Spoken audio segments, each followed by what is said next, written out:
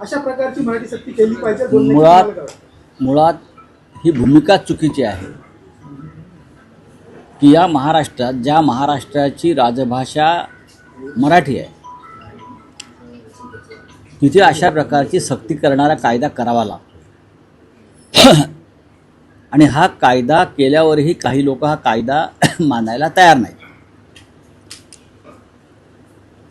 हे इतर राज्यात चालणार नाही.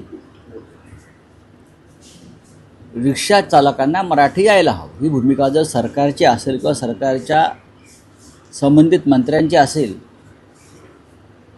तर त्याच्यावरती प्रतिवाद करण्याची गरज नाही. आपण या शहरामध्ये येऊन रोजीरोटी कमावत आहे. आपल्या रिक्षात बसणारे बहुसंख्य लोक मराठी असतात. आपल्याला मराठी येत नसल्यामुळे गैरसमज निर्माण होतात, मारामाऱ्या होतात, वाद होतात. त्याच्यामुळे तुमच्या सोयीसाठी मराठी शिकायला पाहिजे. पण सरकारला आव्हान देण्याची भाषा यात केली जाते मराठीच्या मुद्द्यावर. सरकारला आव्हान म्हणजे महाराष्ट्राला आव्हान. सरकार कोणाचं आहे असं आम्ही मानतो. काय झालं, देवेंद्र फडणवीस यांची जी मधल्या काळात गर्जना होती, महाराष्ट्रात सक्ती फक्त मराठीची, ही त्यांची गर्जना होती.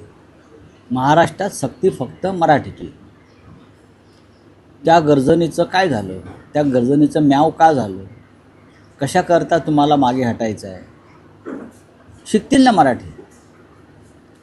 तुम्ही कायदा करा, नियम बनवा, 1 मेपासून सुरुवात करा आणि नियम बनवल्यावर त्यांना 6 महिन्याची मुदत द्या. ज्यांना येत नाही त्यांनी शिकावं. मराठी अत्यंत सोपी, सहज, रसाळ भाषा आहे. ती अवघड नाही. ती काय हिब्रू भाषा आहे का? नाही. ती आफ्रिकन भाषा आहे का? नाही.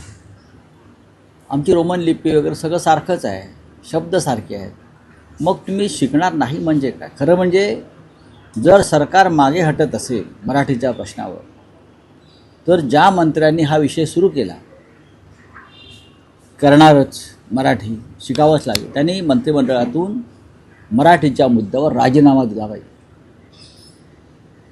जर महाराष्ट्र सरकार, जसं चिंतामणराव देशमुखांनी दिला होता केंद्रात, जर मराठीच्या मुद्द्यावर, महाराष्ट्राची राजभाषा असताना मराठीच्या मुद्द्यावर सरकार मागे हटत असेल, तर जर ते मंत्री स्वाभिमानी असतील आणि खरोखर मराठीप्रेमी असतील तर त्यांनी ताबडतोब राजीनामा दिला पाहिजे आणि दूर व्हायला पाहिजे आणि मराठीसाठी लढायला पाहिजे.